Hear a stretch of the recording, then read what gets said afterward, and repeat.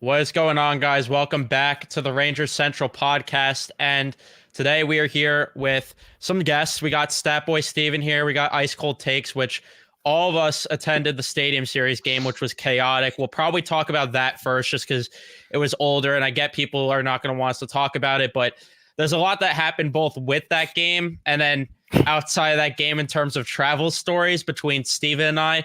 Some just chaoticness that happened. But I'm not sure when Nick is going to join or Nico, any of them, but we're going to just kick things off. Before we do, leave a like on the stream if you do enjoy it. Subscribe if you guys are new, especially if you're Ranger fans, and turn on your notifications so you know when I upload or go live on the channel, which we will do a post game after the game today. So be on the lookout for that. But let's just jump into everything. Steven, we got to hear about the story of flying back home with the jerseys and the bag getting ripped. Because he put out a tweet about it, talk about it.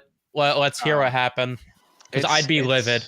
No, it's terrible. Look, and so we flew back from New York to Dublin on Monday, and of course flying back to Europe, it's an overnight flight. So you land the next morning, you barely sleep on the plane, so you're already aggravated.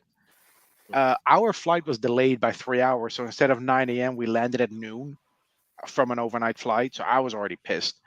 So our first three suitcases come off the belt, no problem. And then this Ranger duffel that I used as like a fourth checked bag, it was ripped on the side. Like the side was completely ripped off. I don't know. I don't even know where that part of the bag is. Two of my suits are missing. So, and these are tailor-made suits that I have made for the wedding and everything. So that's 2,600 euros just down the drain. Oh. My wife's a 2004 white Rangers vintage jersey was shredded, and that's a jersey you can't find anymore. So that pissed her off. It was her first actual Rangers jersey that she got from her parents when she was 14 years old. So yeah, that stings. And then a couple of other jerseys that are missing. But look, what pisses me off the most is just how Delta doesn't even care. I don't know if you've seen Delta's responses to my tweets. I absolutely believe that they don't care. Like, it's just annoying with these companies at all that like they're all like, oh yeah, customer first and everything, and they don't help. Like the same thing happened with the guy with Ticketmaster who couldn't get into the Stadium Series game where it took him like everybody spamming the Rangers Twitter account for someone to get involved. Exactly. And look, I tweeted Delta and I said, listen, I need this fixed. Those suits, I need those suits for work too. So now I have to buy new suits. I'm going to be out a lot of money. I need that money back from Delta. I gave those bags into their custody at JFK, so they're responsible. And then I tweet to them, and they go, "Well, sorry for the inconvenience." Like, it's not an inconvenience. I said, fix this shit. I said, fix this shit. And then they go, can you please refrain from using strong language? Like, fuck you. My God. No, seriously, man. Sorry. You probably got to get your video demonetized for this, but look, it's fine. We're gonna get demonetized one way or another here. Okay. Look, and there have been people who commented on my tweet saying, "Well, why did you put those jerseys? Why didn't you put them in your carry-on?" Oh, shut Because up. you can only put two. You can only have two personal items, and it's not like they were my jerseys. It's not like I flew to New York with like 10 jerseys. I was only there for 4 days. I brought one jersey to New York. That was the Adam Edstrom jersey I wore to the Stadium Series game. All the other jerseys, they were already in New York. Like, we're moving my wife's stuff from New York to Dublin. She's in the process of relocating here. So every time we visit her parents, we fly back with multiple suitcases. Eventually it's gonna get sorted out because I'm just gonna spam them as long as it takes. I don't give a shit. I don't blame you. I would do It'd the be like same. asking for weeks, but with Delta, asking for my luggage back at Delta. Yeah. By the way, when I was a kid, my dad jokingly said that what Delta stands for. Yeah. He always said it's an abbreviation and it stands for "Don't expect luggage to arrive." Yeah. And That's awesome. could not be more accurate this week. But no, look. Other than that, all the other three suitcases were fine, and it's just frustrating. I have to spend time to go after this now, and I don't want to take anything away from the great experience I had over the weekend. You know, Oh that yeah. Stadium Series game, dude. That we ran into each other at the tailgate. Um, I had to explain to my friends and my family what a tailgate is because that doesn't exist here in Europe. So I was on the phone with my mom and I was showing her like all these people, making burgers and having beers, and she goes, "So everyone just gets there like hours before the game?" Like, yeah. And I said, "Listen, if you walk up to a person and strike up a conversation, there's a pretty good chance you get a free beer and a free burger." Yeah, Yeah. Yeah. It's just like, no way. Like, yeah, awesome. yeah, Yeah, seriously. that was what was funny. Like we weren't even intentionally looking for you. We were just looking for people to make content with. We ran the awesome people. And then there were some people where it's like we were about to record and they're like, no, I don't want to do it. It's like, all right, well, why'd you say yes in the first place? But Yeah. yeah, you stuck out like a sore thumb in the Adam Edstrom jersey. You're It was the hard only to one miss to you. wear, only one that has that jersey. Yeah, and we Yeah. get up to you and you're just like, you guys want beer? And that you really got to ask? Yeah, I Oh, gave yeah. you guys a couple of beers. We did a quick recording, and then we saw each other later at the Big Apple Hockey tailgate as well. So the tailgate was fun, and it wasn't as cold as the 2018 Winter Classic. No, definitely. I wasn't at that one, but like I was hearing stories of people getting frostbite. Granted, I got sick, but not frostbite. But still, yeah, it was And also, I don't remember there being this much of a tailgate at the Winter Classic in 2018. probably I not think, because I MetLife's think, a bigger parking lot too. yeah, and I think people just take public transport to the game, so they don't really, they don't carry like a barbecue and a cooling bag with them on the 7 train. Yeah. But no, look, it was a great experience. The tailgate was awesome, and there was like a little fan fest where they gave out some free stuff. I have here. Hold on. Yeah, I don't have the tractor that I won, but I ripped the puck top shelf. They have these Oh, yeah, these you rally sniped that. towels that they handed out, and like, and this guy goes, "Well, you have to be a Verizon customer." I'm like, dude, I live in Europe. I'm not a Verizon customer. I just want some towels to take home and give some to my friends. And he goes, I have to talk to my supervisor about Oh this. my Like, god. and I go, Shut okay, up. and I go, okay, who's your supervisor? And he points to this woman in the corner. So I walk up to the woman. I said, listen, I flew in from Europe for this game. I need 5 towels for my friends back home. And she gave me like 6. So, W yeah. advisor. They're giving the shit away for free anyway. So that was great. They had some great like merchandise too, and then the game itself. Like, what do we still have to say, man? Rempe starting his NHL career with a fight. The Rangers being down 4-1 and then 5-3, and coming back not once by pulling their goalie, but twice. They pulled their goalie twice on the power play, and they get back, and then they win it in overtime. And look, I don't know about you guys, but I've never heard 79,000 people be that quiet when the referee made the announcement after the review. Yeah, it was watching the video over and over again. Beautiful. Which, speaking of loud, by the way, I do want to add this before we move on to the game from the tailgate. Philk, love you. Just as loud in person as he is on streams. It is fucking funny. It is fucking funny how passionate and loud he is. But yeah, with the game itself, unbelievable. Like the range of motions. 3-1, I was Steve Harvey, the Steve Harvey meme that I post on Twitter. And then after the second, I thought I was actually optimistic. Like, Joey, you were saying next to me, so you know, but I was like, the Rangers played like garbage the first and second. The Islanders are notoriously a bad third period team. The Rangers, I was like, they're down by 1. They haven't played a good period this game. I think that they can maybe do it. And then Romanov scored, and I'm like, all right, well, there's no fucking chance now. And then Kreider scores. I was like, all right, maybe. And you and Nick sat during the goal song for that one. I was like, yeah, that one I was pissed at. You know, before that, Trocheck, I thought Trocheck should have like fought because I thought the game was over. It was like 5 minutes left. It was shortly before they took a penalty. And I was like, just drop the gloves, man. Just end this game. It's over. But at the end of the game when Panarin scored by 4, I was like, okay, at least now when we lose, it's it doesn't look that bad. 5-4 is better than 5-3. Then when Mika tied it. Yeah, I I didn't even knew. expect them to tie it. I didn't expect them to tie it. But I had a like that third period, right? You know the phrase an unstoppable force meeting an immovable object? Yes. This was the exact opposite of that because the Rangers power play is a stoppable force and the Islanders penalty kill is a movable object. So luckily it was their penalty kill that was worse than our power play. Well, yeah, that's the thing that I was gonna mention too. Like Nick at the time, he was livid with the trade-off with Romanov and Trocheck. It honestly worked out because apparently Islander fans were like raving about how Romanov's their best penalty killer, and Trocheck, you know, it sucks to lose him on the power play, but Lafreniere has been so good this year. Yeah. He goes out there, gets a point on one of the power plays. Realize that. Yeah, he gets a point on one of the power plays, and all of a sudden, when Zibanejad tied the game, though, there was not a doubt in my mind they were winning that game. Did I think it was going to happen that quick in overtime? No. Did I think Dobson was going to be the one to turn the puck over?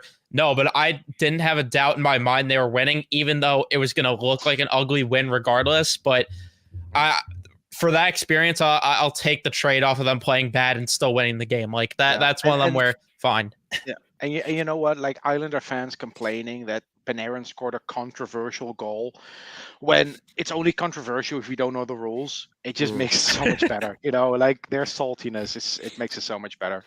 The only downside of the game on Sunday was that there were some fights. Like when I was who was I with when I was entering the stadium? You were with me, my dad, with you. Phil, and Dave. And Dave, yeah. So when we were close to the gates to get into the game, there was like this scuffle, like right next to us.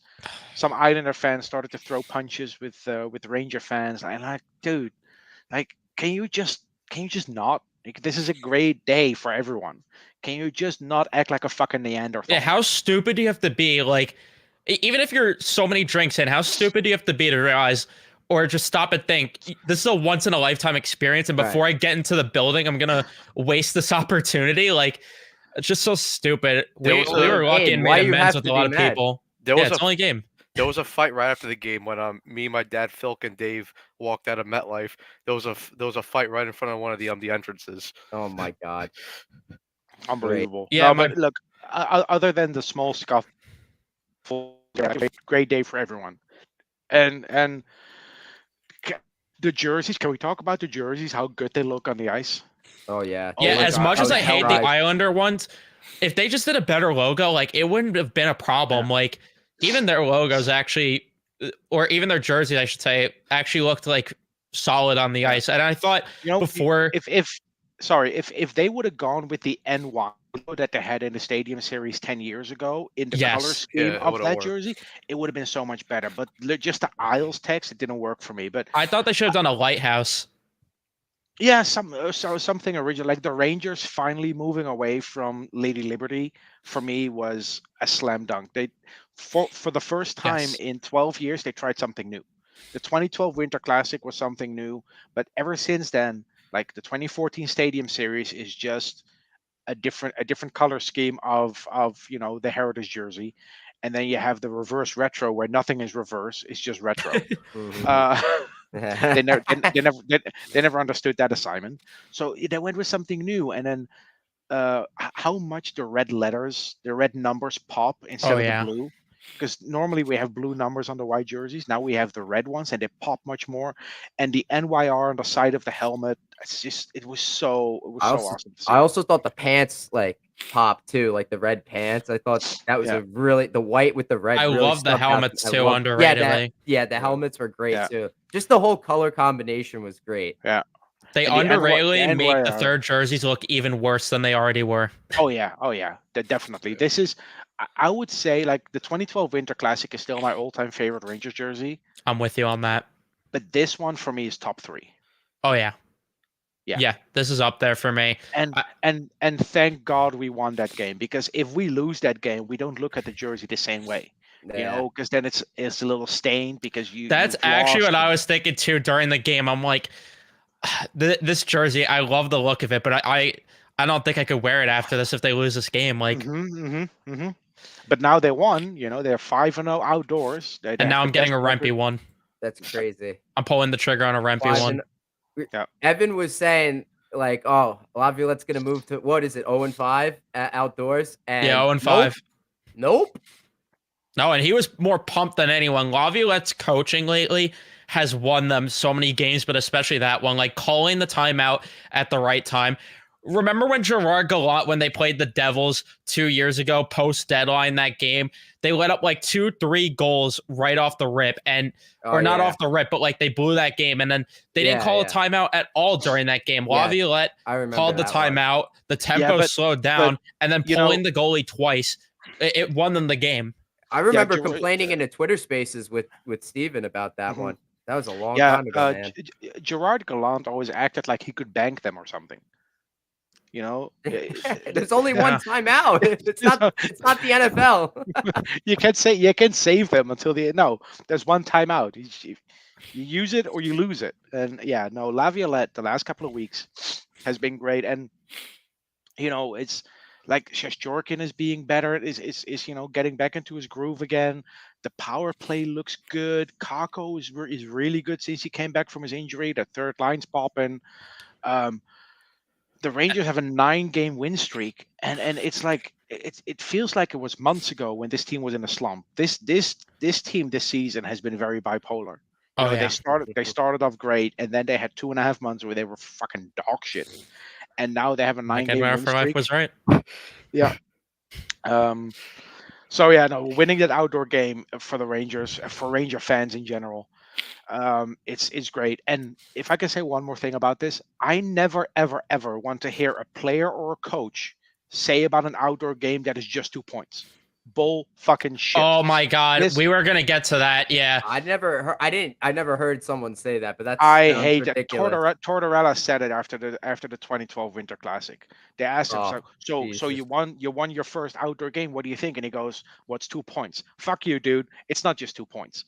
These games will be remembered for decades. Nobody remembers the Rangers Islanders game that they played in November 2007 at the Garden. Nobody remembers that unless it was your first game. These games will stay in people's memories for decades. People that I never talk to really that often at the pizzeria where I work come in and they start talking to me about hockey and like, oh my god, did you see that game, man? Like that was such an unbelievable game. Like they never watch hockey at all. You could tell. And then they saw that game. It's like it was like a football game that everybody watched. Like, oh, did you catch that game last night? That was with the hockey game. So many people are talking about it.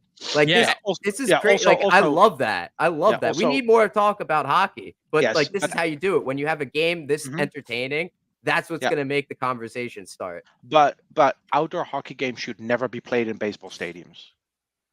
The shape of the stadium is terrible. It's terrible. Yeah. When you're in the out, At least in a football stadium, the field you're playing on is the same shape as the hockey rink, sort of. It's smaller. The hockey rink's smaller, but like when you put the rink in a baseball stadium in the middle of a diamond, it just doesn't work. There's only like 10% of the people there that have a good view. Yeah. It's just it's terrible. Maybe put like with the football, maybe move a section up, like put seats like on the field a little bit, like a couple seats, not like a lot. Yeah. See, and I would love for the NHL to do what the KHL did a couple of years ago with their outdoor games, where they just built a rink in an idyllic location, not a stadium, and then you build the stands right up to it. Like it's only 20,000 spots for fans, but I went to the Helsinki Ice Challenge in 2017, and that's the best outdoor hockey experience I've ever had, and the NHL cannot top it because you're so close to the ice. That's what they could do, yeah. Like instead of the lower bowl itself, actually in the stadium. Sorry to cut you off. Like put seats, like you said, put them like right in the action, and then leave the upper bowl open. They could still see from there, but you have a better view for people sitting in the lower bowl. Yeah, but like a couple of years ago, they did the game at Lake Tahoe, right, with the Avalanche and the Bruins. The pool Tahoe. Do that, but then they couldn't do it because of COVID. But if you do that again, and then you build the stands right up to the ice, would be beautiful. Yeah, you're not going to sell 80,000 tickets, but it's going to be a much better experience for the fans that actually get to go. It's like the Field of Dreams game. There's so many possibilities. You could do a game in Central Park. right? You could do a game at the Gateway Arch Park in St. Louis, right Yeah, next which to the is cool Gateway Arch. sight lines. Yeah, you can do one on the Strip in Vegas. Hmm.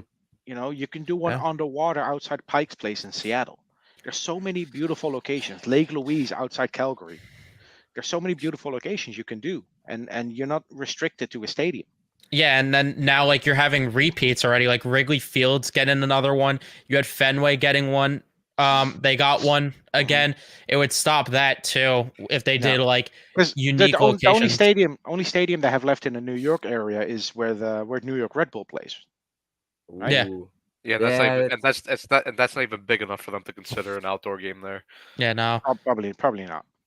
Yeah, so but like yeah, because we couldn't even see some of the goals, like which sucked. But again, you pay for the experience, and this was a comment Yeah. that I did want to address. The goal song with that many fans in the stand sounded just beautiful to rewatch over and over again. Fire. And like just thinking about what a parade could potentially sound like if they play the goal song at a parade, it would be electric.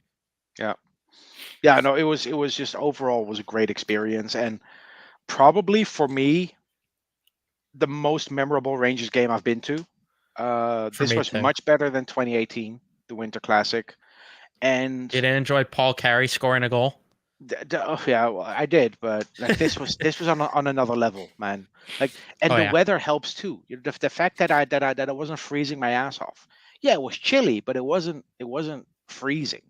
It was nice, and you know, the only game that I've been to that could come close to that kind of climax in terms of scoring was probably in 2021 when they had the Hockey Fights Cancer game against the Sabres, That was where an awesome game. Lindgren scored in the final second. I was But the supposed Rangers, to I be was there. I was at that game. I was Hi, supposed to be there, and I got sick for that What game. was it? What was the pair? Nemeth Tenorti Yeah, or Nemeth yeah. and Tenorti. Yeah, we were Nem- looking at that one. yeah, Oh. Nemeth Tenorti had 4 assists, but none of them on Ranger goals. Yeah. Great. No, but this game, like it had everything, and like I said earlier, you know, the jersey is going to have a lot of positive memories tied to it because they won in the end. And it's Panarin, man. Well, what can we say about Panarin that we Oh, haven't already said? I tweeted there needs to be fans starting to chant MVP for the guy. I know he's Yeah, not actually we going to need win it. it because of how Mhm. good Matthews, McKinnon, and Kucherov's seasons are, but like he needs to be like the fans need to be heard. Like if Jalen Brunson's getting an MVP chance, Panarin can too, and I think it would be great to hear that in stadiums. But yeah, he's been unbelievable, and for that game, But- like you said, going back to that quickly, Mhm. yeah, that was easily the best game I've been to. And I'm going to throw you an ice cold take, Joey. I'm going to throw you one that if the Rangers like make noise in the playoffs, like that game, you could argue is one of the turning points. I know they played like dog shit most of the game, but the way that they turned around, the way that, you know, they beat Dallas the next game, and then the way they manhandled New Jersey, which we'll get to, it's like you could look back at that game as potentially a turning point. I know the winning streak started before that, but like that's more one of those wins where it's like it builds some character a bit. Yeah. Oh, I love it. Good job. Speaking of when the winning streak started, we can stop talking about the Trouba helmet throw, and we need to start talking about the Connor Mackey fight. Connor Mackey fight. Yeah, man, that guy just like man on a mission. Like I do what I'm told. Coach said fight. Coach said get physical. I got physical. Connor Yes. Mackey's gonna need his name on the cup if the Rangers end up winning it this year. Oh yeah, and Oh, yeah, my but God. this is going to be a little bit more like looking at the whole season, but you know, Drury started with some bargain bin hunting with guys like Benino and Pitlick and Wheeler, and it hasn't really worked out. But he cut the dead But- weight. But it did give our young players some extra time to prepare for the NHL. And now with Edstrom's not going anywhere. I'm convinced Edstrom is on the roster full time. Really? Rempe might go back down to Hartford if the Rangers acquire a player or two at the deadline. But I think Edstrom is here to stay. I think Edstrom is going to be on the roster for the playoffs. I think they But like him. Yeah, agree. but I like that. to have Edstrom and Rempe on the team, and maybe it's just me, but Rampy in 4 minutes has a bigger impact on the game than Pitlick in 10. Yeah. No, and I was gonna talk about them too. Yeah, Mhm. like they've just been such a spark plug for this team. Before we do get to that, because I do want to talk about that and the upcoming games, one more Stadium Series story that I'm gonna share. I cannot believe how bad I goofed with this, but I'm gonna just bet I gotta throw myself out there for this because of how stupid I feel still for it. So if you guys probably knew watching the post game from that Stadium Series game that we were at an Airbnb, and I drove all. This isn't as bad as what happened with Steven, but I drove all the way home, an hour drive home. Not gonna say go in specifics where of everything. Don't want to internet weird shit, but I drove an hour home to realize I forgot one of my bags at the Airbnb. So I had to turn around back to the Airbnb, go get the bag, and then come back home that night. I cannot believe how bad I goofed that up. And if it was a bag where it was like just some clothes I didn't care about, I would have been like, all right, not bad. The problem is that it had my signed Panarin Kane hat in there, and it had my Stadium Series jersey in there. So I didn't have a choice but to turn around. It's just so infuriating. This wasn't like I'm halfway to home.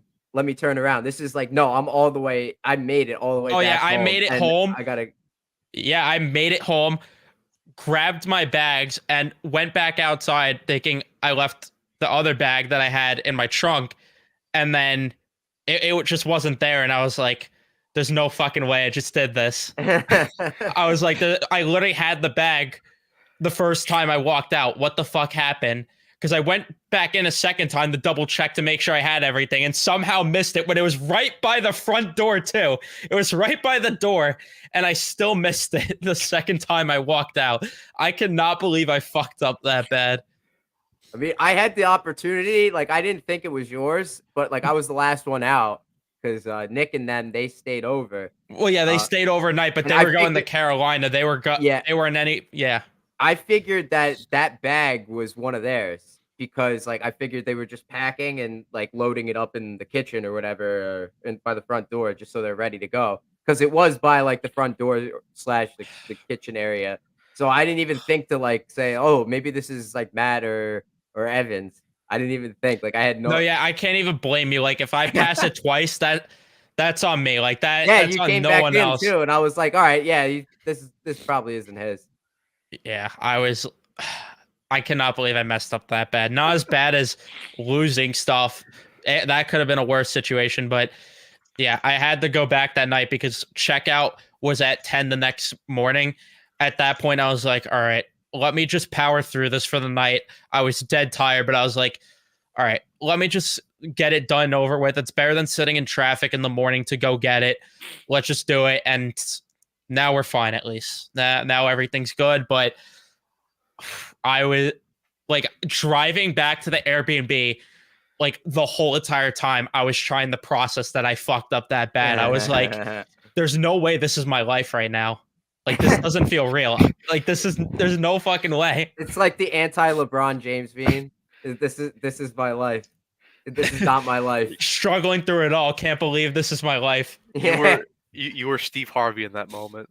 Oh, I was Steve Harvey. Yeah, I was on the phone with my girlfriend. She's like, you got to go back. You got to go back. I'm like, I can't. No, let me call Joey. Let me make sure he's at the house still to grab the bag. Like, I got to call Joey right now. I called Joey and he's like, yeah, no, I'm already home, man. I'm like, fuck.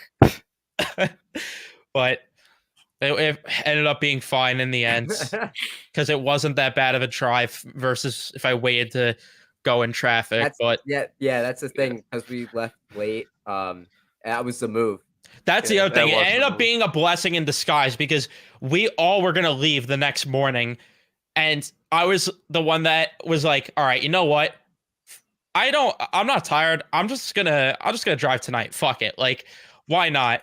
And of course, the one who was that came up with the idea to drive back, thinking I'd be time efficient, had to go back and forth like a jackass. But again, like it could have been worse. It could have been where I left, because originally I was going to leave around checkout time. If I forgot the bag when we already checked out, that would have been a big problem because then we would have had to call the Airbnb lady and everything, and it just wouldn't have went well. It wouldn't have went well at all.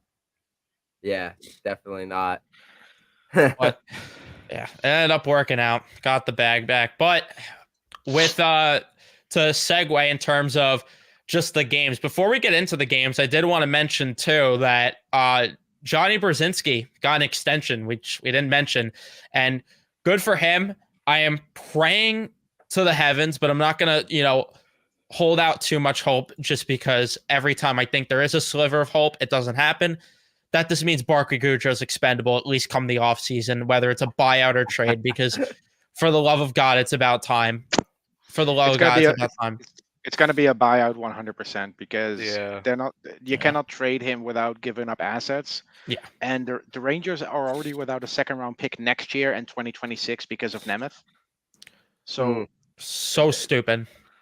A buyout is actually really favorable for the Rangers. So that's probably going to happen. But yeah, Brzezinski getting a 2-year extension. Was it 2 years? Yeah, I think it was 2 years. 2 years, yeah. That was like the VC extension all over again. When I saw it, I was like, yeah, I love this idea. And then I tweeted out, it ended up blowing up that tweet about the bottom 6 options. I forgot to even include Will Cooley in there, which I feel stupid about. But I was like, it's amazing. As much as I'm critical of Drury, him revamping the scouting department has helped out so much because they have Edstrom and Rempe, who we've been raving about, which, with those two, they've added such a spark plug to this team, especially Rempe.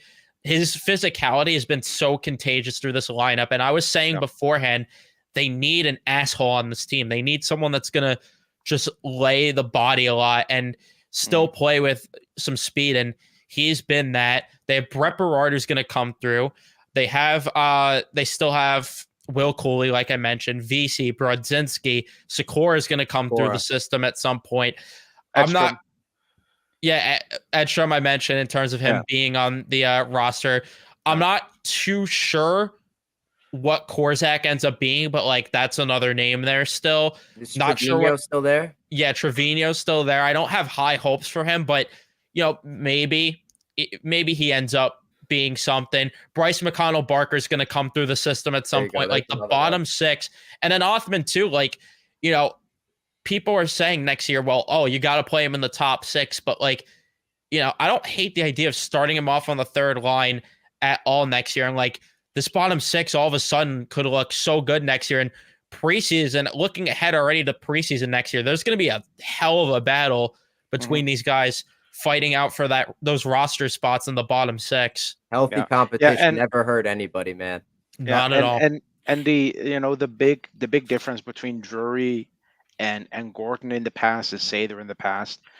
Drury, he might not be perfect when it comes to signing players in free agency, and he's had some dodgy trades early in his tenure as a GM, but he's not afraid to cut ties with players when it's not working out. That's the big difference. Yeah, which that we talked about too, which when we were at the Airbnb actually, which is something that you do have to appreciate. At least he cut the dead weight off the team with Bonino and Pitlick. And was it a bit late? Probably, but at least he did it at some point. And now, I mean, the team looks rejuvenated with Rempe and Edstrom entering the lineup, which is why I was saying too, the Islander game, you might look back as that with the turnaround, just with we talk about the Mackey fight, but the Rempe fight too, which I wasn't a fan of the fight at the time. You go up 1-0. Why are you fighting? Giving the other team maybe some momentum, but it ended up being fine. And the bottom 6 now just looks so much better. I still think they're going to get help in the bottom 6. There was a rumor of them linked to Yanni Gord, which would be a really good ad in my opinion, because he could play in the top 6 even potentially. So I just sorry, the thing with Rempe is fighting in his first shift at Stadium Series. You have to look at it from his perspective too. He got to do a rookie lap in a stadium with 80,000 fans, and then he gets to make his NHL debut, and then Matt Martin challenges him on the face-off. Here's respect points to Martin for that, by the way. I mean, when you are 6'8.5" Matt Rempe, who doesn't shy away from a fight, how are you going to turn that down? It's Absolutely. that, like, yeah, Martin maybe baited him into it a little bit, but Rempe was like, yeah, sure, we'll go. I'll go. And also, my favorite picture is the picture of Rempe and Martin mid fight, like the close up picture of their helmets. That, yeah, that's a thing of beauty. Um, and like Rempe and Edstrom getting a chance is great. If this was still Gorton or Sather, Pitlick and Benino would have gotten at least 2 years before they moved on. Yeah. No, I was just gonna say the speed and the physicality that they brought into the lineup is just so noticeable. Especially when you compare them to Benito and Pitlick. I mean, Mhm. they're even galvanizing guys like Mika and Kreider who are now moving their feet, and we saw it in the Devils game. You had Mika Zibanejad and Chris Kreider, moving their feet, drawing penalties, and just using their body, and you saw how much of a difference it made in that game.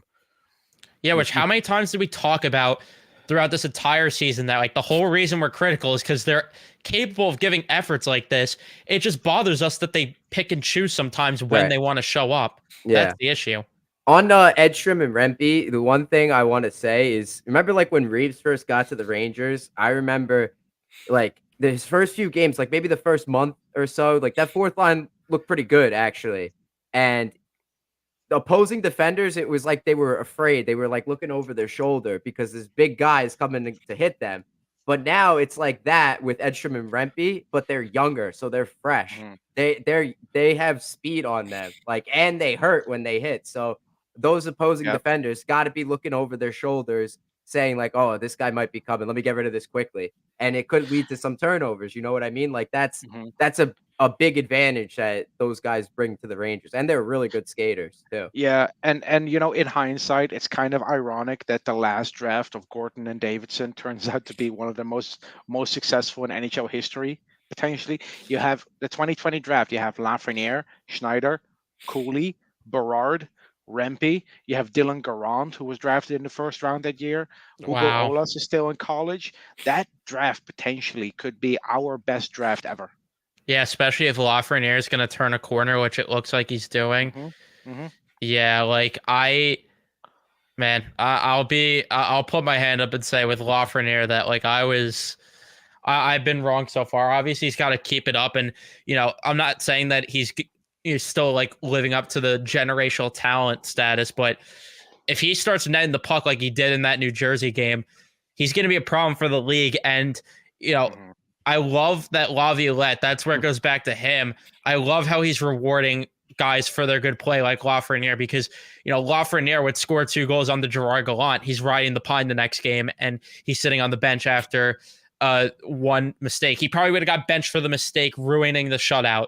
So where with this, they actually tried to give him the hat trick. And yeah, I love what Lafreniere has brought to the table this season. And I'm just like in shock because if you told me from that preseason that Lafreniere would have a better year than Kakko, I would have laughed in your face. I did laugh in Yeah. people's faces. Like I would have too, actually. He was so bad in preseason. Like Yeah, there's no one should blame you for thinking that way because based on preseason, he was terrible. yeah, like But unplayable, like level bad. Like he was not moving his feet or showing effort. And people were like, "Well, it's preseason. What do you expect?" Well, yeah, but he's also a first overall pick that's been underwhelming. It's like when you want to go in there and make a statement. That was my argument then, but it's worked out so far. And he has 35 points on the year. Yeah, 35. All of a sudden, if he gets power play time, he might reach a point per game. I don't think he's ever going to be. I saw Johnny Lazarus had the take that he'll have an 100-point season. Maybe, like if McDavid joins the team, maybe. But like, I don't think that. Like, I don't think it's outrageous to say that he'll have a point per game season in his career. 100 points, I think that's a stretch unless, like I said, they get like McDavid or Matthews at some point. What about Crosby? Crosby's realistic. They might trade him this year.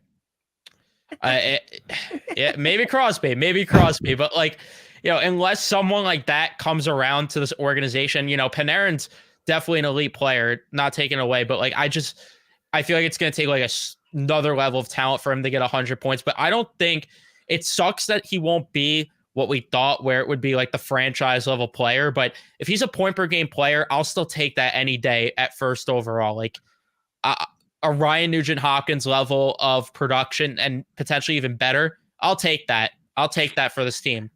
Yeah, and to be honest, Alexis Lafreniere should have at least 45 to 50 points so far this season.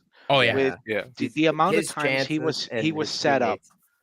the amount of times he was set up for glorious scoring chances and he didn't convert, or when he set up his teammates and it didn't lead to a goal. Like 10, 15 extra points is not outrageous. Yeah, if you So look at his expected numbers, they're like higher than his actual numbers. Like it shows you he's getting unlucky. So yeah, I think he has 35 points now in 55 games, 57. Yeah. So yeah, it's a nice uptick, and if he can keep this up, that's great. And with the way Kako's been playing since he returned from injury, he's half a point per game. He has 8 points in 16 games since he came back from injury.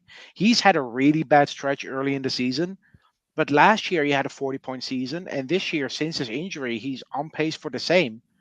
Um, you know, if you take the label of second overall off of Kako and just look at the player he is, if the Rangers did not have him, he'd be the type of player Drury would target at the deadline. Yeah. Yeah. You're not wrong. Which With Gord, if we're talking about centers and trade deadline acquisitions, I think that's the only third line center the Rangers should even think about giving up that first round pick for. I don't think any of the other ones move the needle for me. Not Henrique, not I'm with you. not Nick. Like, all right, a first round pick. I know Nick Dowd is good. Like, you guys like him, right? Be careful when you talk about Nick Dowd around me.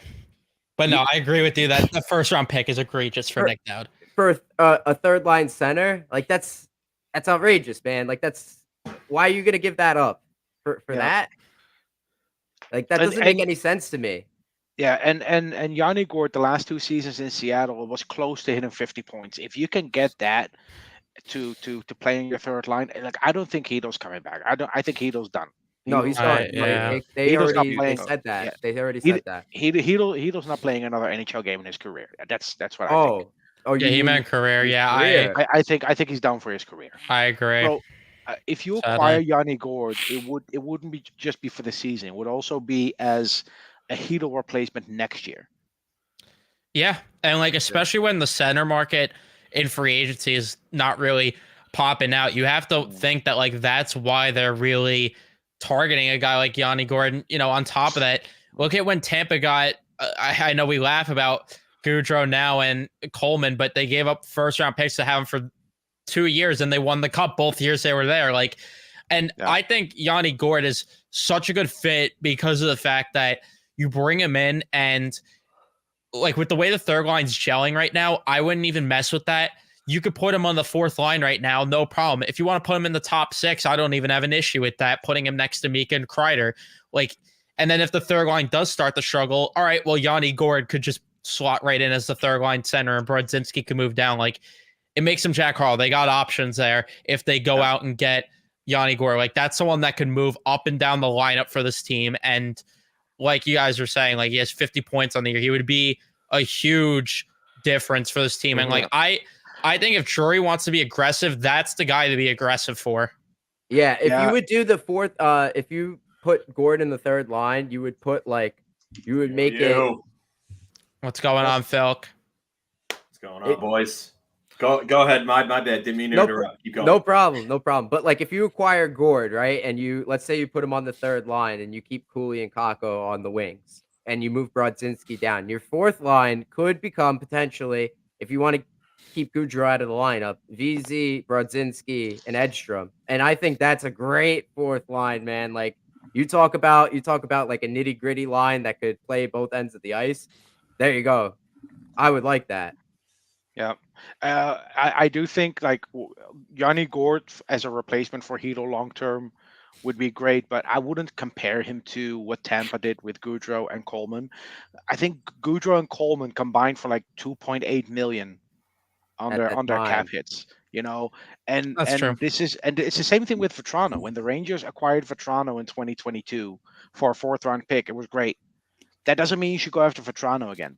You should go after the player that's the next Vetrano. And the same way here with Coleman and Gaudreau and Gord, try to find the next Coleman, the next Goudreau, the next Gord, instead of going after the guys that already had those seasons that got them those contracts that earned them 3, 4, 5 million a year.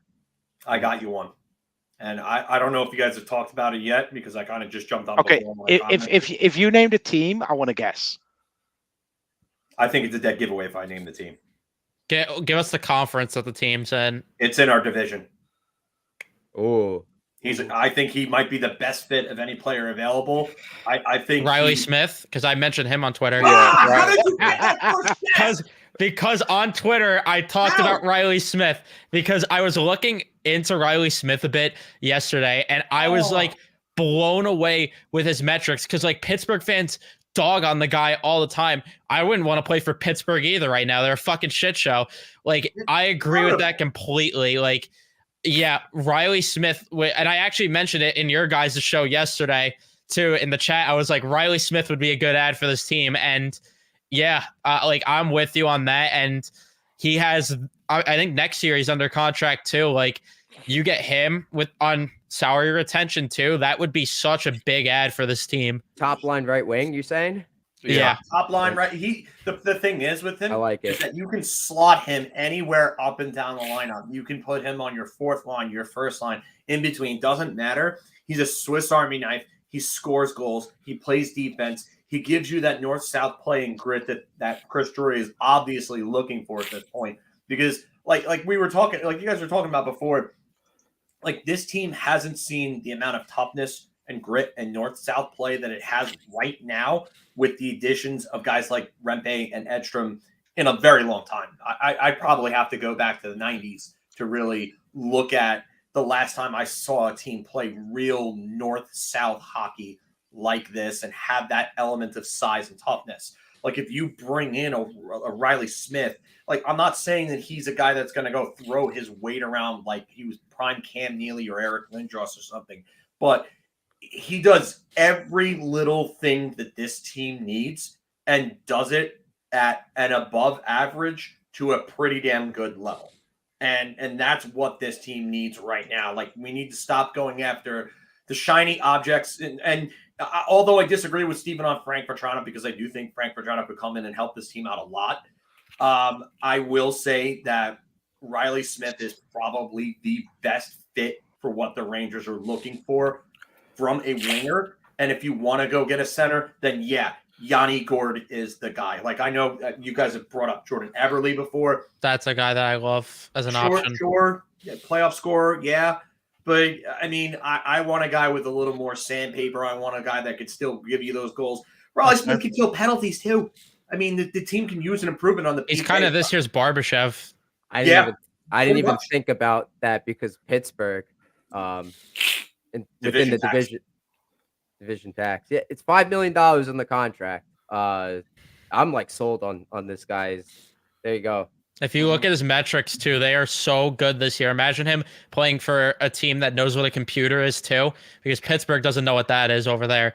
Like imagine he comes here and plays for a team where he's going to play next to, I know Meek and Kreider, we dog on them for their terrible 5v5 play, but like, I think he could, like you guys were saying, can make a very big difference. And yeah, you need to move him down the lineup and you need a lineup shakeup. Oh no, well, with the way Kakko's playing, I don't have an issue if he has to move to the top line and then Riley Smith moves down the lineup. Like it gives them plug and play options. I think Smith and Gord, if you could pick a duo of them to get for forwards at the deadline, those two, yeah. And then I still think they need to add a defenseman this year, which I was going to ask you guys, and each of you go around because I was having this conversation with some of my friends off stream. How many trades do you think the Rangers make this year at the deadline? 3. I'm with you, Phil. I think 3. I think 3 as well. I think they get a combination of 2 players in one of the deals too.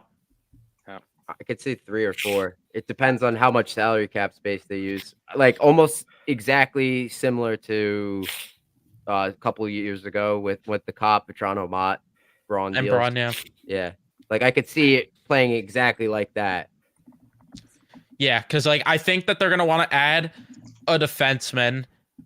I think they're gonna want to add a top 6 right winger, a 3rd/4th line center, and then a 12th/13th forward. that they could get into the lineup. Like the problem is I don't know what defenseman they could get really. Like the defensive market's so weird this Yeah. year. Yeah, I wouldn't be surprised if Gustafsson or Jones is traded for an upgrade at D, because Gustafsson for me is the type of defenseman that helps you win in the regular season, but not in the postseason. He'll Last get year you with there. Agree with that. Toronto, he only played 2 games in the postseason for Toronto last season, and I still cannot believe they traded Rasmus Sandin away to get him. That's unbelievable. Talk about bad trades. And I don't know who the guy is for the Rangers, but 2 years ago they went with Justin Braun. Last year they went with Nico Mikkola. I think both trades, to a degree, helped the Rangers. Braun, of course, replaced Nemeth after 3 games into the postseason. First they started together, and then after that New Jersey game they switched them, thankfully. Yeah. And then I think Nico Mikkola is one of the more underrated deadline pickups in recent years. Yeah, I agree. He was really good last year. I don't know who the guy's gonna be, but maybe I was talking on my on my own podcast that I restarted again this week, and the name that came up was Joel Edmondson as a depth guy. You get a veteran guy that brings some experience to the blue line. But yeah, I don't see the Rangers going into the postseason with Gustafsson and Jones on the roster. It's gonna be one or the They other. can't. No. Yeah, the guy that I want the most from is from Nashville. I want Carrier the most if it's possible, but I feel like that's a guy where it's going to be so many assets to go get him. So that's the only reason I'm like hesitant. Like I could totally see if they make a trade for Vetrano again, they get Lyubushkin the deal, which does not move me. I don't like Lyubushkin, but like it's just something I could see happening. I think for me, if they go after a guy at the deadline, you have to go after a guy who gets the majority of his points 5-on-5, because whoever you're getting is not going to get power play time on this team. There's no way, unless one of the big guys goes out with injury, whoever you acquire is not going to get power play time. Even if there is an injury, Lafreniere, it's probably the first man up to take over on power play 1. So if people talk about like Boone Jenner, for instance, or a perfect example, if he wasn't resigned to an extension, would have been Ryan Hartman, who gets 72% of his points 5-on-5. If you want to talk about someone who makes you better 5-on-5 on your third line, that's one of the guys I would look at. Like ideally, I would love to. It's never going to happen, but I would love for the Rangers to go after a guy like Alex Tuck. 5-on-5, he's so good, but I don't see Buffalo trading him away for a decent price. So he doesn't want to go either. He bleeds Buffalo. There's no way. Yeah, but I'm just saying that's the type of player. Look at 5-on-5, not just scoring, but also expected goals. 5-on-5 possession metrics, because that's what makes you that's what's going to make you a better team. I hear that Pavel Buchnevich kid in St. Louis is good. I was gonna say Buchnevich, but Daniel Sprong too. From I would Detroit's love not moving anybody right now. Yeah, no. Nah. They're not moving anybody right now. I would love to go at least one deadline without fans talking about former Rangers as targets. Just once. I can give you a different target that's not a former Ranger, but it might piss some people off. Is it an Islander? No. Oh, Larry Brooks already is disappointed that you're not mentioning Clutterbuck or Martin. Josh Anderson. Or Josh Anderson. No, but it's actually a teammate of Josh Anderson's, David Savard. They like to bring in those big stay-at-home defenseman guys. And Steven, you're talking about getting rid of Jones and one of Gustafsson and upgrading over one of those guys defensively. That would be a guy that they could bring in, and Montreal could retain. I believe he's a UFA at the end of the year. Montreal could retain on that, and it'd only be like a $1.7 million cap hit. He's big, playoff experienced, solid defensively, nothing great.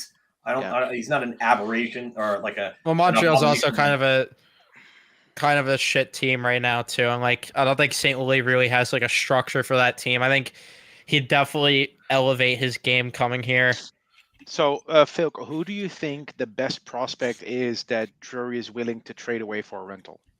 That's what I was going to ask you. Who are your guys' good question? I was going to ask who your untouchables are. Because your untouchables are obviously going to be Perot and Hoffman. Hoffman. Those are like the two. I would say Berard's probably in there.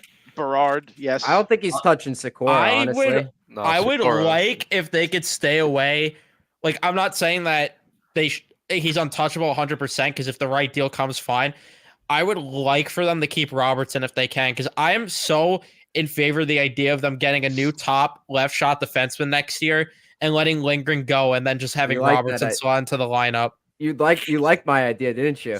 I did like your idea. I thought it was Nick that said it. I was about to give Nick credit, so yeah, it was you. I don't know if Robertson's really the guy, though. Like, I haven't seen anything from him that says he's going to come up here and he's gonna carve out his own spot. Never mind push Lindgren out of the friggin' lineup and out the door. You know, it's gonna be tough. Yeah, it's like I'm just saying, because he's been in the organization. My reasoning was because he's been in the organization for so long. He's gonna be hungry to get a roster spot, and if the Rangers are tight on salary, you know, and they can't keep Lindgren. Not saying that I don't want Lindgren back, because I love him.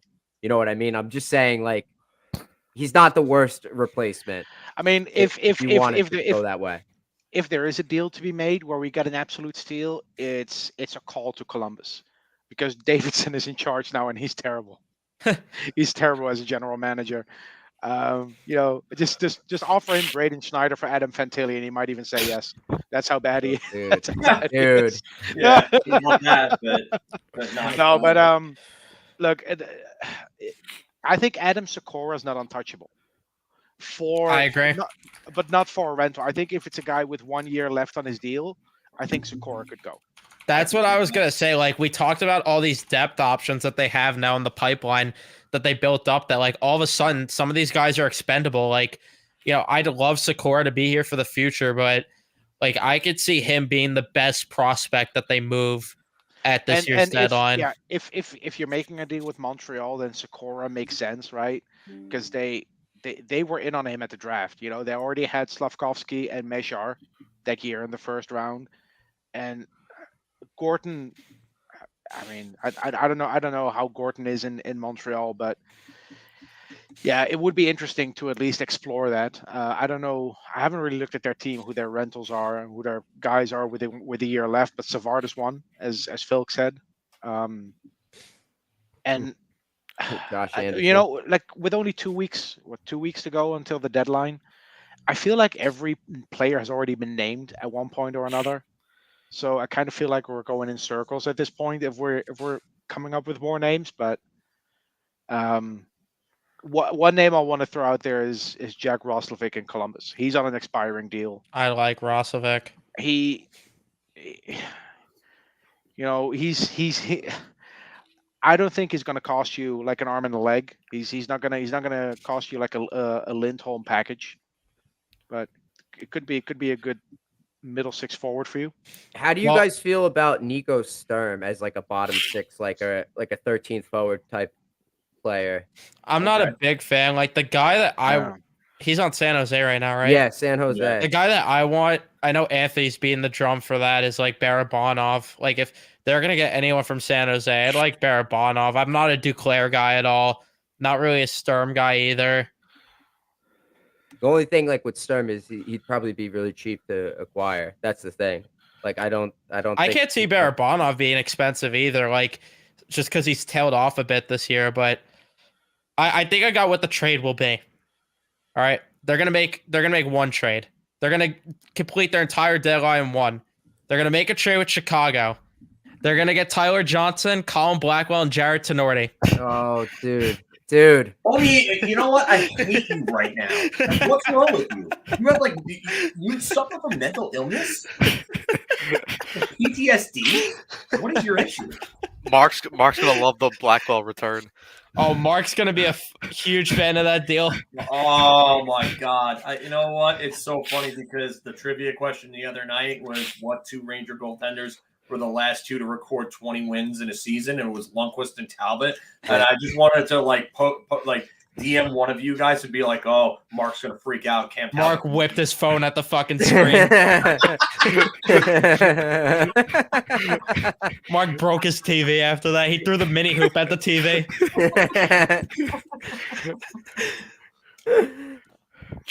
My God. Oh, holy shit. When he pulled out the mini hoop yesterday on stream, I was so happy.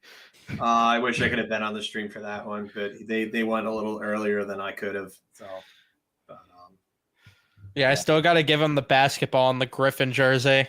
Let me go grab the Griffin jersey. you could honestly go just give him like a miniature Griffin thing. You don't have to actually give him like an expensive Blake Griffin jersey. Oh no, he bought a Blake Griffin jersey for him.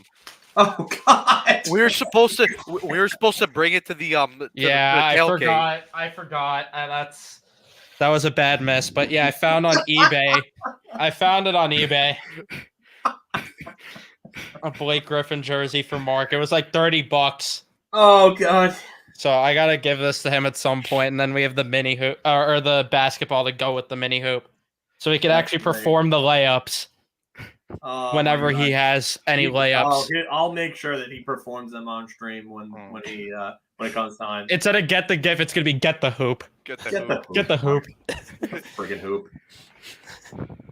Friggin' guy. Oh man, I feel bad for him though. It's a rough stretch with him right now. So, but you know, he does a lot for the podcast, even with what's going on with him right now. Like he's still trying to do everything he can to get these streams going. Yeah, the fact that he went live yesterday shocked me. I thought you guys were gonna take like a break after that one, but he's still putting in the work. Major respect to Mark. Nothing but love for Mark. I mean, we rag on him all the time because it's fun and he's a great sport, and he actually loves it. He spelled Brodzinski with a Y last night.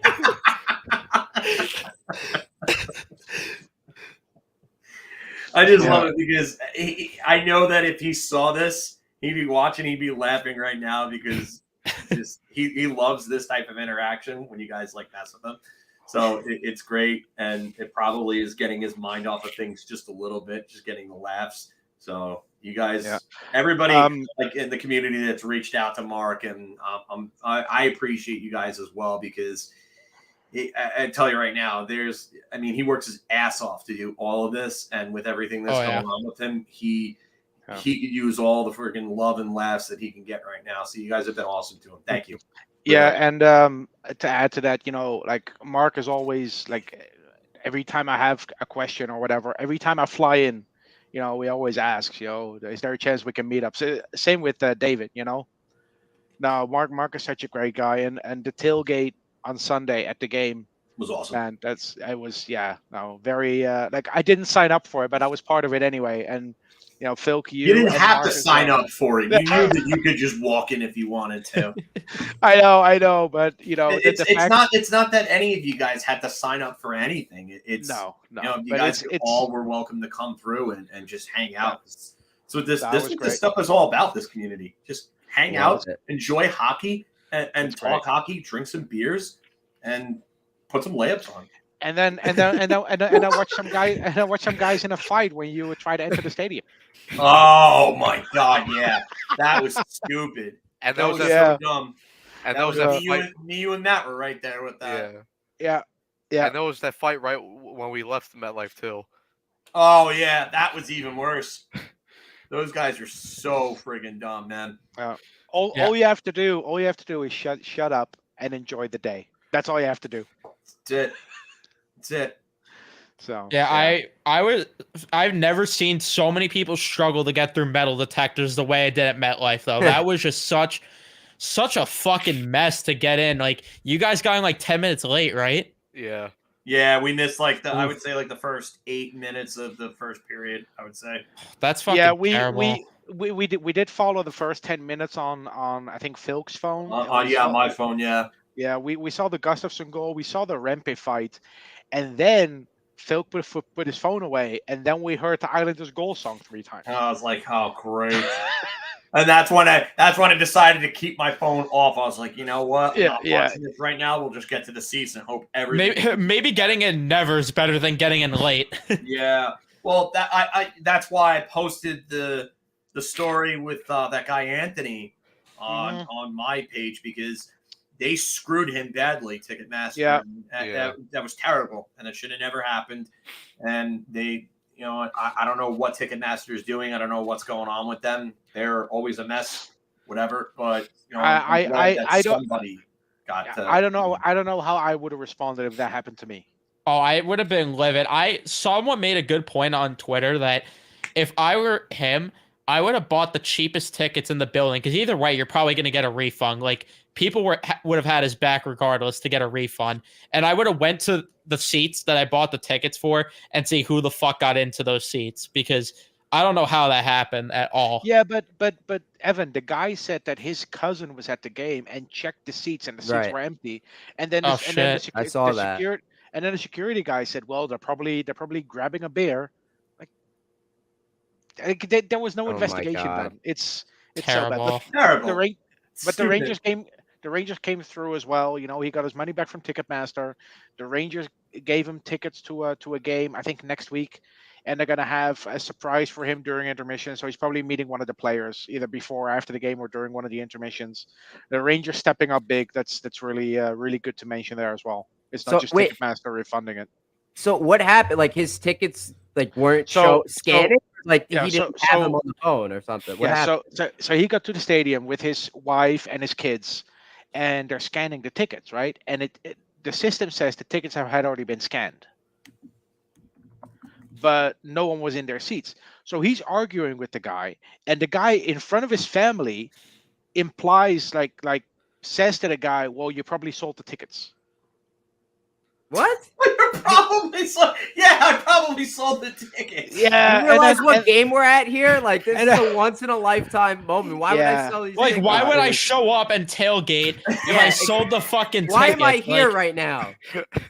No, but seriously, the people. Honestly, this is Mark. Do the Islanders want to get better on the penalty kill levels of stupidity? Do the Rangers want to win the Metro? It was such a bad experience for him. But look, the Rangers community came through. I think we all did our fair share of retweeting and sharing. Yeah, and it reached the right people. And I'm happy that the guy was compensated for it. He got his money back. And he's getting a great experience at the Garden at an upcoming game. So, Ticketmaster. It's been dog shit.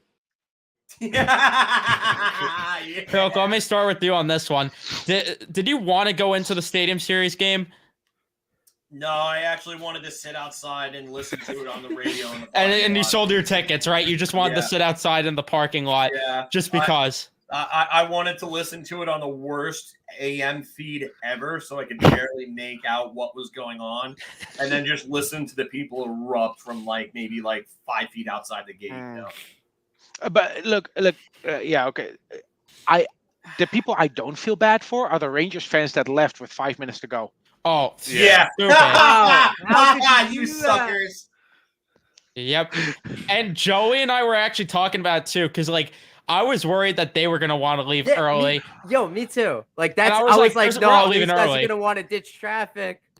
Yeah, I was like, we're not leaving early. I'm letting you know right now. I don't care if they lose 10-0. We're staying the whole time. Yeah. We're not leaving early. Look, after the game ended, me and my friends, we were with a group of 8. So we decided to stay in our seats for at least 30 minutes. We took pictures of everything, and we just wanted the rush to get out. People to leave the stadium, so we didn't have to deal with that. That was awesome too, but I'll get to what I was gonna say after. Yeah, and then if we got to the car, and oh my God, we in the morning we got my wife's parents live in Middle Village. We went to Middle Village Bagels. We got I think 3 dozen bagels, and we only half of them were eaten during the tailgate. So when we got to the car, the whole car smelled like fresh bagels. So as we were waiting in the parking lot, because you get in the car and you still have to wait to get out of the parking lot because it's always a mess. Yep. I think we were just cutting bagels and spreading cream cheese on it and eating bagels in the car as we waited for the traffic to clear. It was so nice. The whole day was amazing, man. The tailgate, the game, even after the game. And after the game, though, the thing that I was gonna say is we ended up posting the picture on Twitter, but we wanted to get it closer to the rink, and the security guard's like, no, we can't let you go down and take a picture. You guys got to leave. Seriously, it's a fucking once in a lifetime opportunity. But it takes 2 seconds. Evan, they said the same thing to me, but I told them I flew in from Ireland. I'm taking my picture. And Man, then we he should have just said that. Yeah, we should have just said. just We just should have Yeah, we make said, should have said we "Oh, flew in from I brought Ireland. these Yeah, guys from Italy. yeah. They exactly, don't speak exactly. any English." Just make up something. Yeah, I We should brought have my pretended family we from didn't Italy. speak English. Yeah. You could have pulled a me and Matt and walked the wrong way to the buses and everything like that. Yeah, That was real fun. We walked over. At least Yeah. you don't have to deal with the fucking bathroom situation. It took me like Yeah. 40 minutes. I went to the bathroom after the first period and I missed like the first 4 minutes of the second period. Oh, Weren't people it took me- cheering when everyone was took me- done? It was so bad. So there was a line to get into the bathroom, and then there were multiple lines to get to urinals and stalls. It was so bad that after people got done taking a piss, they were cheering people. The urinal next to me was overflowing. Dude, those bathrooms too. Those bathrooms were small. There was like maybe four urinals, and then there were like 2 stalls. yeah. And it just there was only 6 places where you could actually go take a piss or take a shit. Good dog shit. Yes, basically. There was a guy handing out free peanuts in the bathroom. Oh Jesus! But Phil, seriously, speaking of bathrooms, the bathroom you had on that bus, that was was top notch. clutch. It was Oh, clutch. that was Yeah. You know what? It's funny. I thought that we were gonna have to get into like a fight with some people because there were people that were coming on that like randomly. Like, all right, so the bus company had another bus or like another 2 buses or whatever, and the bus driver from the other bus brought some of the people over because that bathroom something was going on with it. I don't know what it was, but they brought other people over, and it's like, okay, fine. But like other random people started walking onto our bus. I was like, Mark, I don't know these people at all. He's like, you know what?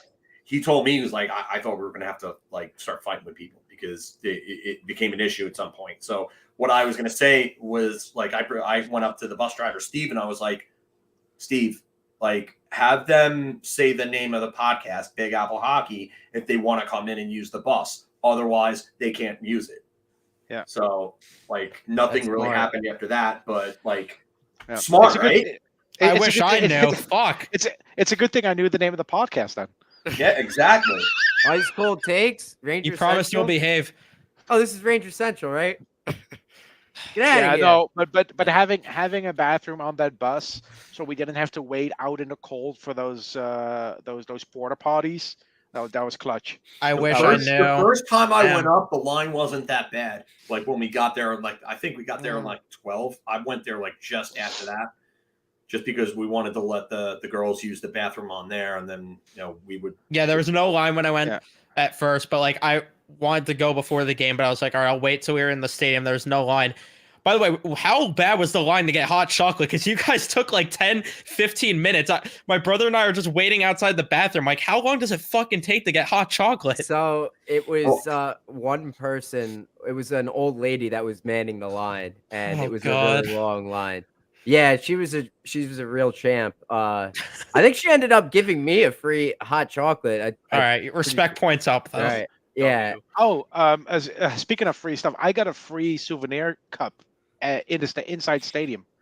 Like at the start bad. of the third period, I ordered I ordered 2 hot dogs, and the woman goes, "Oh, sorry, we just put the hot dogs on. It's gonna be 7 minutes." Like, you want me to miss 7 minutes? I'm gonna Oh go back to man! So the section that me, Matt, and Dave Ortiz were sitting in, we had the premium line right behind us, and I go up to the premium line and I wait through like most of the first intermission, and then I get like really close to the line, and there's no sausage left, and I'm Yeah. like, "Are you fucking kidding me?" I Like know. I waited all of this time for you to not have sausage. And some guy, and the only reason I found out was because some guy went up, was like 3-4 people ahead of me. He got there and just like bugged out when he found out. So I was like, okay, going to the bathroom, going back to the seat. I think I saw Matt like right before I went to the bathroom, and then went back to the seat. So I went back to my seat, and then I came back like 5 minutes later, and she's like, "Oh, it's still gonna be 5 minutes." Like, what's going on? Like, it's taking longer and longer. And she goes, "Well, you're gonna have to wait." Like, okay. And I saw the souvenir cups. I'm like, how much are these souvenir cups? She goes, oh, you have to order a drink first. Like, no, I would just want a souvenir cup. And she goes, all right, since you have to wait for the hot dogs for 10 minutes, you can take a souvenir cup. So she gave me a cup for free. So Not bad. So that piss in a bottle comment. I went to the Giants ticker tape parade back in 2012 when they beat New England the second time. Oh my God. And I went with my buddy Herbie, my buddy John, my buddy Matt, Herbie's friend Tammy, and I think like one or two other people. And we just could not get to a bathroom like anywhere because all the places were packed. They wouldn't even let people in to the places anymore. So we formed a circle around Herbie with our backs turned to him, and we pissed in a Gatorade bottle, like between all of us, so this way he could actually go to the bathroom. Otherwise, he was not getting to a bathroom, and he was probably pissing his pants. Was it Gatorade or Emerp? I don't even know, man. It's probably Gatorade. He just said Gatorade, but I don't know. I didn't see the bottle.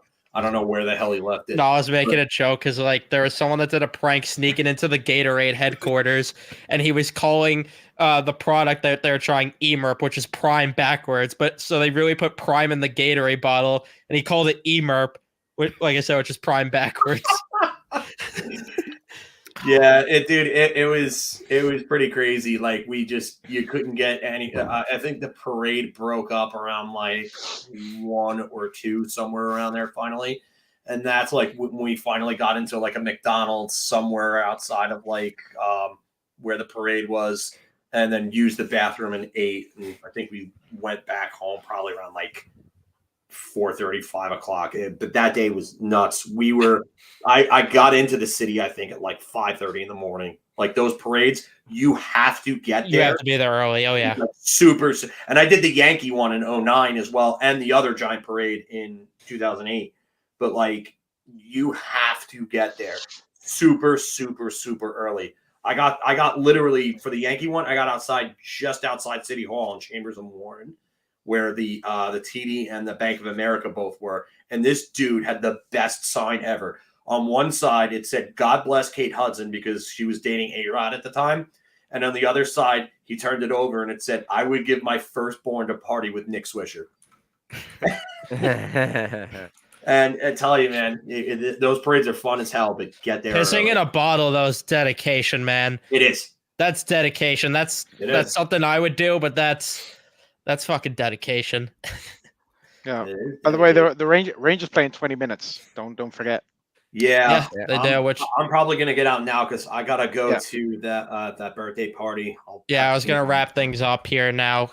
So yeah, so I'll be live for a post game stream for everyone in the chat watching. So whenever the game wraps up, just come back. I'll be live. Barack.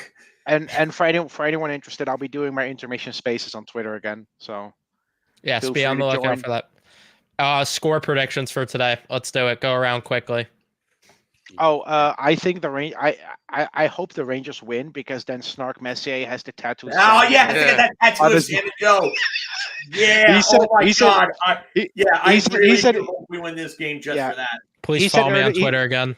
He said earlier in the season that he would get a Sam and Joe tattoo if the Rangers won 10 in a row. Whoa, Konechny ruled out? That's big. Konechny's not playing. Yeah. Oh, big blow. Let's go. Win this game. Rangers 5-2. Calling it. I was going to say 6-2. Mika hat-trick in the game. Woo, Mika hat-trick? Let's go. I'm going to go 4-1. Rempe gets his first goal. Oh, WWBT. Over and under on how fucked up Defraudier's face gets from Rempe beating it in. Like, are we talking like Mortal Kombat where like you can see like the skin like falling off and shit like that? Defraudier. I'm like trying to figure out which like because you know he's gonna try to go after Trouba and Rempe is gonna just destroy his world, which will be amazing. So I'll go. Okay, no. Over under Rempe's ice time compared to his average time on ice this season. His average time on ice per game is 3 minutes 16 seconds. Over or under? Over. I'm going over. Okay. Over. I'll say over. Over. I was about to say, are you about to tell me that he's gonna get like suspended again or something if you take the under on 3 minutes? I wouldn't be shocked if he gets into another fight and gets a game misconduct. I within the like first this 3 take, a minutes of Gordie him Howe fighting. hat trick. Oh my god, I would sign me up. Sign me up. Please. There's a good chance Torts tries to get in the Rangers locker room this game. Oh God. Yeah. Don't push me. I have to protect my team. I love Sean Statler. I do. One of Big Apple Hockey's like OG viewers, and I love that Sean's in this chat. But yeah, I'm with Sean on it. Torts and Lobby having a screaming that. It's gonna be like Patrick Waugh banging on the fucking boards there. Lavi's gonna climb up on the boards like he had that fight with Dan Bilesma in 2012. Oh my god! Oh my god, yeah. Oh shit! Torts is gonna go into the locker room during the intermission. Oh my! Is Lavi gonna pull a Craig McTavish and pull Harvey the Hound's tongue out? Is he gonna go like beat up Gritty or some shit? We will be there. We will. WWBT. I'm gonna say 3-1 Rangers. Yeah, Low scoring D. I'll go 3-1 Rangers. Trocheck, Panarin, and Mika as the goal scorers. Yeah, So- Mika has to score today. Getting specific, I love it. Power play goal for sure for Mika, because Mika has to score what the though hell, today. What the hell else would it be? Okay. Here's a cold take. Rempe will score a goal before Zibanejad scores a 5-on-5 goal. Ooh. I like that. That's not a cold take. That is a freezing cold take. That's not even an ice cold take. That is a freezing cold take. The worst part is That's dry cold ice right take. there. That is explosive, man. the worst part about the take is I could actually see that happening. Well, that's good. I don't know, man. I can see it I happening. hate Yeah, I everything agree. right now because that is possible. So I hate everything right now. I mean, Mika has 5v5 goals this year. It's it's good. I'm I'm tweet with Diane this. here. Mika eats up the Flyers. That's why I'm saying a hat trick. Yeah. Yeah, I mean, if there's any slump buster for Mika to get his game going at 5v5, it is this game against this team. The MVP Panarin scoring, by the way, too today. Okay. That's Two why power I play goals and a shorty. That's why I kind of want to see the Rangers play the Flyers in the playoffs because I just want to see Mika. I want to see how much Mika can go off in just that one playoff series. I said it multiple times. They don't need to ice a team. They just need to ice Zibanejad for that series and they'll win. That's all they have to do. Are we gonna get like a Braden Schneider dangle fest today? Why Braden Schneider? I don't know. I just felt like naming the most random person who doesn't score goals, like he did that one time against Toronto, and he scored that really nice goal. Oh yeah. Schneider's gonna do the Malik. Gustafsson going up against one of his 50 former teams too. Yeah, he's got to score today. Yeah, big time slap shot, clap bomb all the way. All right, I'm gonna sign off. Yeah, I'm gonna wrap it up here. Yeah. So everyone, if that did watch, don't forget to leave a like if you haven't. We have 50 of you in here. Let's see if we get to 50 likes. Thank you guys for tuning in, and I'll see you guys later in the post game show. Bye. Thank you guys